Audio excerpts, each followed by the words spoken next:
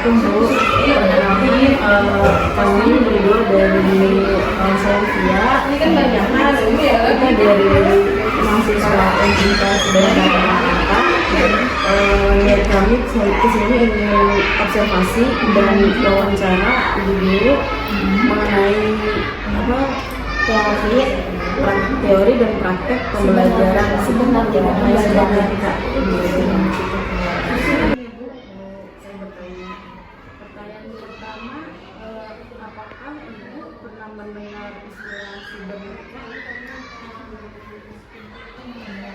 Tapi ini kalau salah kalau dulu sibernetika itu kan lebih kepada memantik pengetahuan anak ya. Sebelum kita memulai pelajaran ya, bisa kita ulang lagi pembelajaran yang sebelumnya ya, supaya anak-anak lebih lebih menyerap lagi tuh pembelajaran yang akan kita lakukan selanjutnya.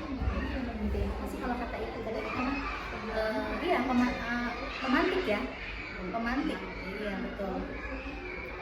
Pemantik itu Ya, kalau itu saya termasuk ini nggak sih Bu, kayak sistem gitu, ya, sistem teknologi maksudnya dari menggunakan teknologi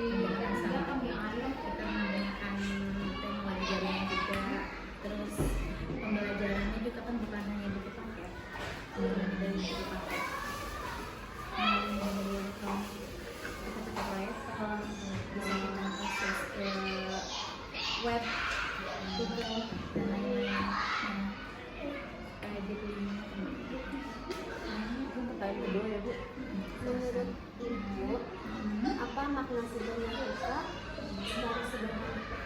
Ya, makna sibernetika itu tadi yang Ibu bilang, pemantik rasa percaya diri anak melalui media-media yang tidak hanya sekedar buku. Bisa juga menggunakan media elektronik, melalui media audiovisual juga bisa, disesuaikan dengan kebutuhan sekolah dan perkembangan anak. Mungkin salah satunya adalah untuk mencapai tujuan pembelajaran. Iya, enggak? Iya.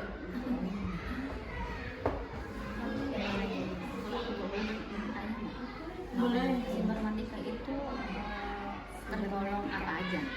Seperti game itu juga termasuk sibernetika. Karena ketika mahasiswa ditanya bagaimana, game pun juga termasuk sibernetika. Tanya jawab, melalui media elektronik, Dan juga, apakah dalam mengajar siswa kelas 1 Ibu pernah menerapkan metode pengendalian dan umpan balik? Misalnya memberi respon atau tindakan siswa secara langsung. Itu setiap pembelajaran selesai harus diberikan umpan balik. Itu wajib. Ya, untuk mengukur seberapa besar keberhasilan kita dalam mengajar itu. Ya, kalau misalkan kurang, kita berikan remedial besoknya, atau kita ulang pelajaran yang sebelumnya ini ya, kita lalui. Kalau anak itu sudah berhasil, berikan Bagaimana Ibu melihat penggunaan teknologi sederhana seperti video pembelajaran, kuis interaktif, atau aplikasi belajar sebagai bagian dari sistem belajar yang membantu proses kontrol dan respon siswa? Gimana menurut Ibu? Kita alhamdulillah ya Bu, sudah sering menggunakan itu media elektronik menjadi pemakai. Ini kan banyak template game sama kuis yang sudah ada. Nah, kalau misalnya kita mau bikin misalnya untuk perkalian 10 belum ada yang di sini, kita bikin bisa di sini. Kita sendiri bikin template gitu. Kemudian media edukatif semua. Itu seru buat anak-anak. Malah kalau kayak begini kan ada warna, bahkan ada yang suara juga, lebih menarik gitu.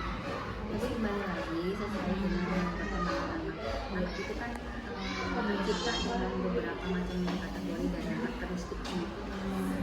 Jadi anak itu ada yang audio visual, kalau lebih lebih sama ya. Jadi kita ada plus minusnya, harus disesuaikan dengan kalau misalnya kasih audiovisual ya ada sebagian yang merasa nyaman, ada sebagian juga yang lebih serius gitu. Tergantung kan anak-anak ada yang dia termasuk kinestetik, kemudian termasuk audiovisual, ada juga yang motorik motorik kan berbeda. Benar-benar. Satu kelas kan ratanya beda-beda. Jadi benar-benar harus dipilih-pilih tuh dia buat semua anak. Ini pertanyaan terakhir kan Bu, izin. Menurut Ibu, apakah penting memperkenalkan siswa pada sistem yang melibatkan pengamatan, evaluasi, dan perbaikan sejak dini? Penting nggak bagi Ibu? Penting, betul. Jadi apa ya, supaya apa yang kita ajarkan itu anak-anak paham kan? Contoh gitu, kita membawa anak-anak itu belajar ke suatu hal yang realistis. Nah, contoh misalkan kita mau mempelajari tentang pegunungan kan di Bekasi. Battery full. Adanya pabrik ya. Nah, terus apa yang kita lakukan? Ya mau nggak mau kita harus menggunakan media elektronik. Kalau cuma dengan gambar doang kan sudah jadul ya Bu ya. Kita ajak anak-anak untuk menjelajah, untuk mengamati macam-macam gunung yang ada di Indonesia melalui media elektronik. Setelah itu kegunaan ini gadget sebenarnya bagus juga. Misalkan setelah pulang sekolah kita kasih juga tugas. Nanti di rumah kalian boleh lihat YouTube dari nama-nama gunung yang ada di Indonesia misalkan. Itu kan sisi positifnya gitu ya. Jadi pengamatan di sekolah, lanjut ke tindak lanjut di rumah. Gitu. Nanti dibawa lagi, diperiksa lagi oleh